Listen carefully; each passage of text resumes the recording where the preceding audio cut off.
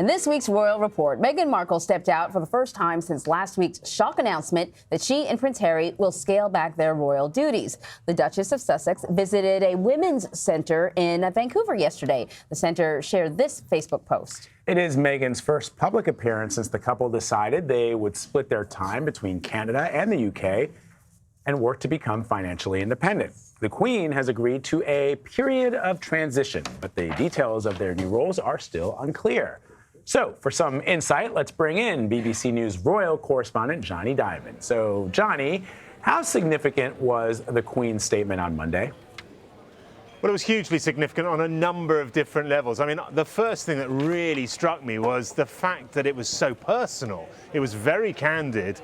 It was very informal. It was pretty much from the heart. 9 separate references in a very short statement to family, referring to Harry and Meghan not by their formal titles, but by the words Harry and Meghan, and expressing a wish, a clearly sincere wish, that they stay as valued members of the royal family. But there was meat in there as well. There was a reference, like you say, to this period of transition when they spend some time in the UK, some time in Canada. That was an acknowledgement that this is not the end, but this is a process that this will clearly have to be reviewed once the details have been worked out. So what are some of the elements of that process? What needs to be worked out? Nearly everything, really. I mean, we know only one small fact, which is the amount of taxpayer funding that they get at the moment. Something between 5 and 10% of their overall income will no longer exist. They'll no longer be reliant on public funding. But we don't know where they'll get the rest of their money from. They currently get that from Prince Charles. We don't know what rules, if any, will surround what kind of commercial opportunities they want to exploit. We don't know how long they'll spend in the UK and how long they'll spend in Canada. We don't know how they will carry out royal duties. So there is an awful lot to thrash out. We're told we're going to get an answer within days, but we're really not sure about what it's going to say and how all the contradictions can be squared. Jonny, can you just explain for us and perhaps our audience here in the United States, so when we say that Prince Charles is giving them a percentage of his funds, are his funds public funds or not? No. So he has something called the Duchy of Cornwall, thousands and thousands of acres of very productive land, which he rents out or he exploits in various different ways. That brings in a pretty significant income, and of that we think he gives something like $3.5 million a year, something around that, to Harry and Meghan to run their affairs. How much of that will survive, we don't know, but that is classed as private income, and that is at the discretion of Prince Charles. Oh, that's interesting. Good to know. Yeah, that's a good question. So what about the royal title? Why is it important to keep it?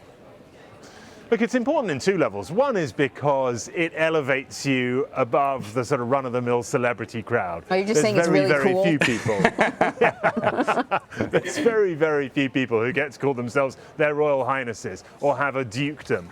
But secondly, think of it psychologically. Harry was born a prince. Harry was born a Royal Highness. It's not like a job, which you say, I'm bored of this one, I'm moving on to the other one. It's part of what he is. So to lose that is a hugely important thing. And the presumption has to be that both Harry and Meghan will want to hold on to their titles and hold on to their royal status.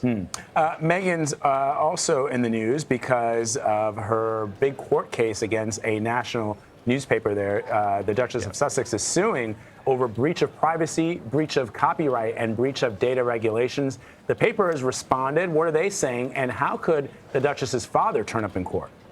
Well, the paper's response is, wow. I mean, it's an absolute shot across the bows. 44 pages long, rebutting, in their eyes, at any rate, the allegations, the claims made by Meghan that a letter she wrote to her father was a breach of confidence when they published that. They absolutely say it wasn't. They say there wasn't copyright, no data regulation problems. But they also bring in her father big time and start revealing the kinds of messages that they say he was sending to Meghan before the wedding. This at a time when Meghan's friends say there was no contact between the two of them. The newspaper is saying, bring it on. If you want to come to court with this, we will call your dad to the stand. We will have Markle versus Markle in the British court. And the BBC understands, through conversations with Samantha Markle, that's Meghan's half-sister, that if Thomas Markle is called, he will come. And that will be the trial of the century.